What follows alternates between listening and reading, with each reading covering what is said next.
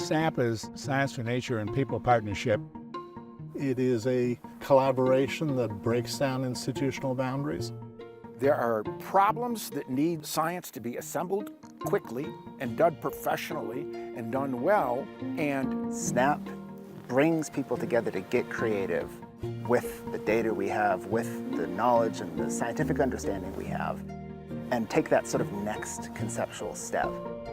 Because we're trying to both do the rigorous, academically valued science and also do something that makes a difference in the world. We want to have some kind of positive impact for people and for nature that science comes from. So this is Heart Rock Ranch near Bellevue, Idaho, and this is really the birthplace of SNAP. SNAP was founded in 2013 as a joint partnership between the Nature Conservancy and the Wildlife Conservation Society. At the time of its establishment, SNAP fulfilled a unique niche. It was clear because we were discussing about sustainable development goals. We still didn't have an organization that will bring together the science for nature and for people. Conservation is not going to be done as a biological problem. It's not going to be done as a natural science problem. It involves conserving in a context of people's lives. We've brought together hundreds of scientists and got them to work together from all kinds of organizations on very complex, but hopefully solvable problems.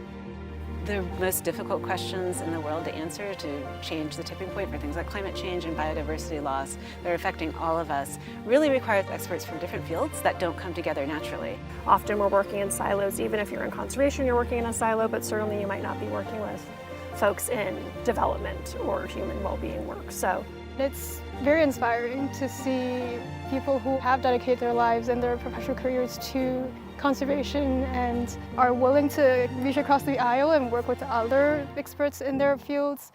To share their knowledge, to synthesize the knowledge that exists out there in the world about this issue. The SNAP program encourage and support us and try to come up with inclusive solutions. too often, if you're in conservation, for good reason, it's about what's the story we're trying to tell. SNAP takes a step back and says, let's really ask ourselves, what can we figure out? And that is so honest and it has so much integrity that it has tremendous value. So we have an open proposal process. It's an open solicitation for proposals. Any group, any individual, any organization from all over the world can apply for SNAP funding. And what we do is we offer funding to support working groups to meet in person, to rapidly synthesize existing data sets, to create and co-create solutions that positively affect conservation outcomes for people and nature. It also brings partners who we work with, such as local conservation organizations or local communities and academia in a room. To be able to really look critically at the evidence and then seek solutions in doing that. But to do that, we have to have a very integrated and interdisciplinary group of people to look at the problem from different perspectives. To talk, get creative, learn, find some common ground, and have just a few heated discussions along the way. Conservation of the past didn't really incorporate people. It didn't focus on the kind of pressing goals that we have and that we face today. I mean, the challenges aren't going away. The kinds of issues that SNAP looks at related to climate change, ocean conservation, the balance between nature and people, they're more pressing than ever. To really get the best work done, you got to bring the best in the world together. And that was the idea, is to not have the science tied to an institution, to have the science tied to the problem. So for each problem, you put together a different team. Different problem, different team.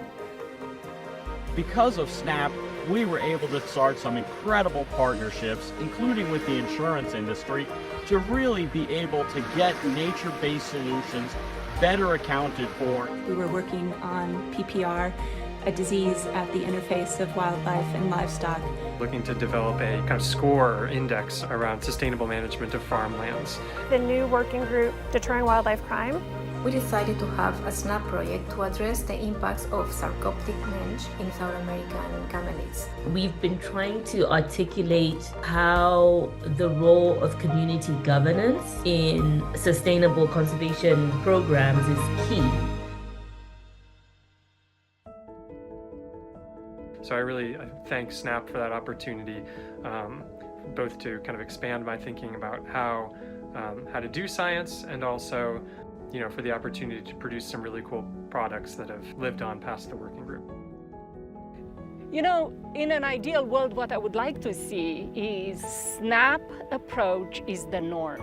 No development intervention, no conservation intervention will take place without having that initial approach of coming together to synthesize all the science, to come up with the interventions, SNAP being the norm. This is how we do business.